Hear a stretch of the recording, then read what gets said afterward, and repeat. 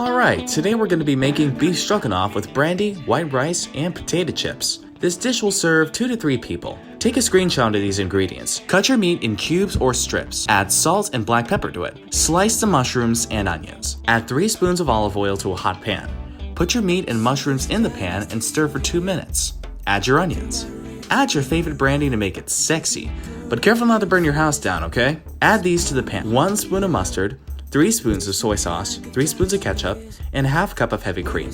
Simmer it for 4 minutes, then remove it from the stove and set aside. Now, put a half stick of butter into a hot pan. After that, add 2 cups of pre-cooked rice and 1 cup of potato chips. Finally, put everything together and serve. Let's see how you did it.